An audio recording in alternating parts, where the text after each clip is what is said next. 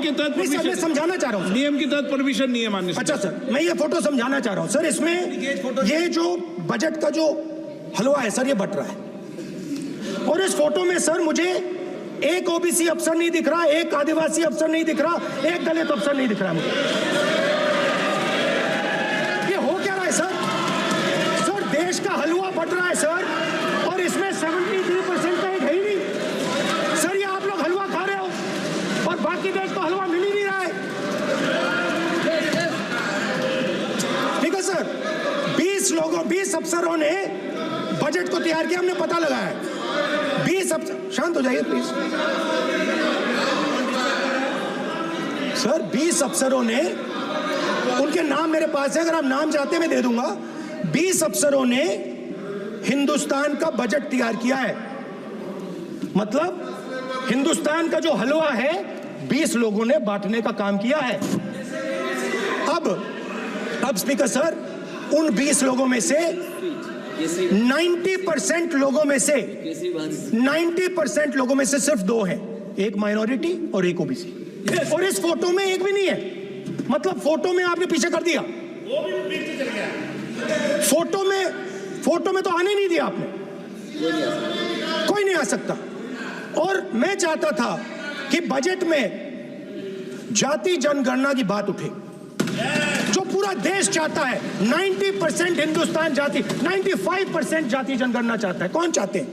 दलित चाहते हैं, आदिवासी चाहते हैं, पिछड़ा वर्ग चाहता है, गरीब जनरल कास्ट के लोग चाहते हैं, माइनॉरिटी चाहते हैं, सब चाहते हैं, क्योंकि सब लोगों को यह पता लगाना है कि हमारी भागीदारी कितनी है, हमारी हिस्सेदारी कितनी है।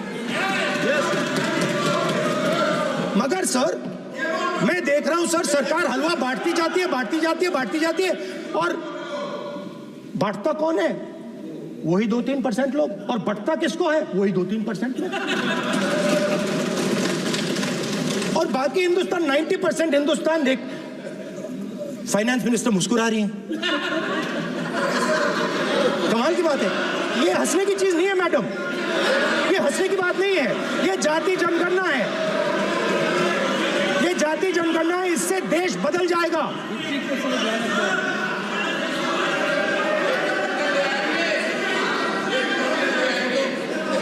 सर आपको सर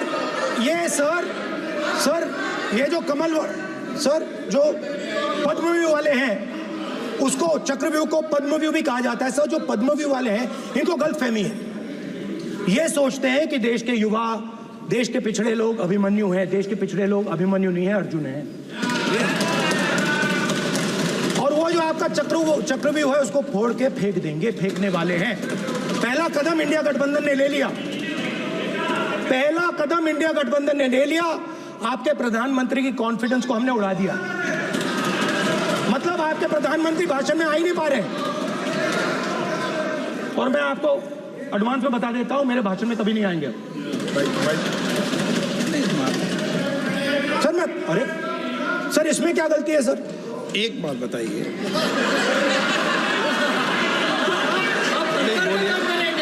सर तो जो पद्मव्यूह वाले लोग हैं सर, जो कमल फॉर्मेशन वाले लोग हैं, उनको हिंदुस्तान का नेचर नहीं समझ आया। हिंसा, नफरत हिंदुस्तान का नेचर नहीं है। चक्रव्यूह हिंदुस्तान का नेचर नहीं है। हिंदुस्तान का नेचर अलग है। हिंदुस्तान के नेचर के बारे में अब मैं आपको बनाना चाहता हूं।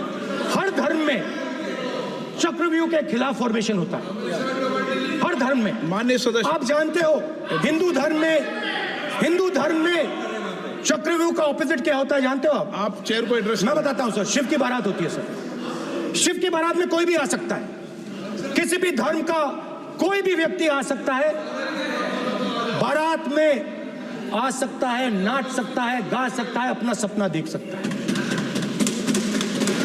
सर गुरु नानक जी, सिखों की बात करी जाए तो सेवा करने से किसी को नहीं रोका जा सकता है, लंगर से किसी को बाहर नहीं फेंका जा सकता है।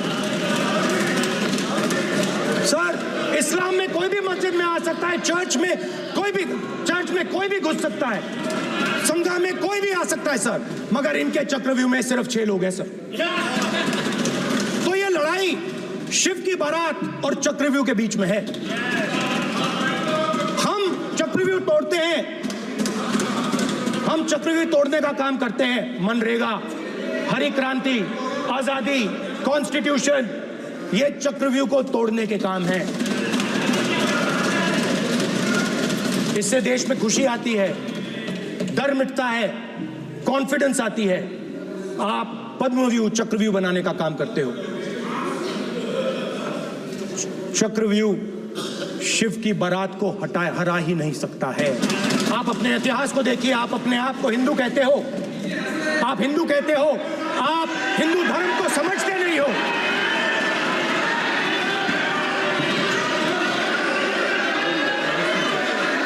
आप चक्रव्यूह बनाने वाले लोग हो।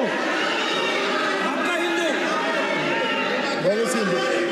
Bogus bogus. स्पीकर सर, तो अंत में मैं ये कहना चाहता हूं, अब शांत हो जाए, खत्म कर रहा हूं सर, घबराइए मत, डरो मत, डरो मत। Speaker sir,